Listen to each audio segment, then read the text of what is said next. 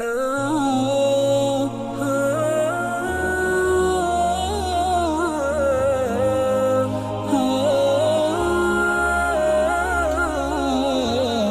تراویح یہ سنت مؤکدہ ہے، اس کو چھوڑنا نہیں، اس کو قیام رمضان کہا جاتا ہے۔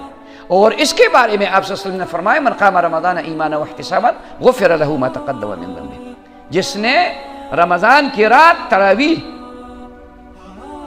یقین کے ساتھ ثواب کی نیت سے پڑھی تو اس کے پچھلے تمام گناہ معاف ہو جاتے ہیں۔ تو یہ کتنی بڑی بات ہے اور مشکل بھی نہیں۔ ہم کتنے راتیں گزارتے ہیں دنیا کے لیے، کتنی عمر ہم نے برباد کی۔ ایک رات میں 1 گھنٹہ، 1.25 گھنٹہ، 1.5 گھنٹہ ہم نماز کے لیے کھڑی نہیں ہو سکتے، یہ ہمارے لیے مشکل۔ تو اپنے آپ پر رحم کرنا ہے۔ آپ صلی اللہ علیہ وسلم نے فرمایا جس پر رمضان کا مہینہ آ گیا، چابند رمضان میں اشرال، اور اس نے اس میں اللہ کی مغفرت حاصل نہ کی، بخشش حاصل نہ کی، یہ برباد ہوا، یہ تباہ ہوا، دسڑے تباہ دے، برباد دے۔ رمضان میاش پیرانا او د خدای بخنا، د خدای د طرفنا بخنا دای حاصل نه کی۔ زمارونو دا د رمضان مبارک میاشت شروع شوی ده، اس پدې کې د یو څو خبرو اهتمام کوي، یو د تراویح پابندي، یو سار د روجې بندول، دا روجه د خپل ټیم نه یو 2-3 منټه مخکې بندول۔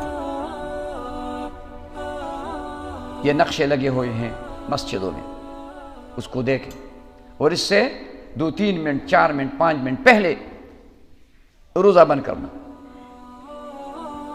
بعضی خلق داسې وي چې اذان شروع شي نو دا اشنا چې کوم جام په سر راوړي، نه، اذان وقت ہونے کے بعد دی جاتی ہے۔ اذان خو هله کېږي چې وخت داخل شي، وخت شي، شپه ختمه شوه۔ ثم اتموا الصيام الى الليل كلوا واشربوا حتى يتبين لكم الخيط الابيض من الخيط الاسود من الفجر۔ رات کو کھانے کی اجازت ہے، کھاؤ پیو، صبح صادق نکلتے تک،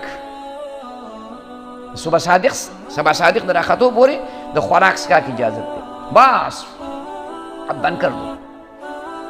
اس چې دا ملا اذان کوي او ته په دغه وخت کې وبس کې نو دا خو سبا ختلی دی،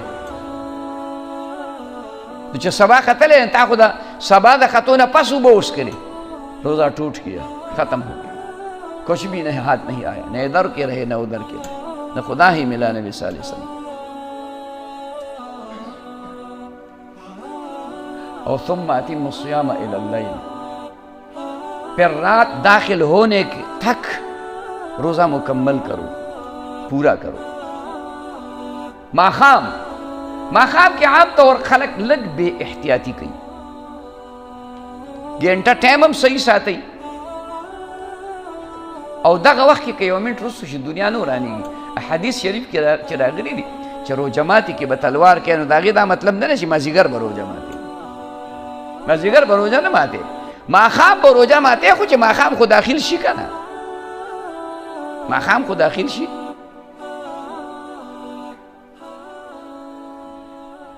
شام داخل ہونے کے بعد روزہ ٹوٹنا ہے۔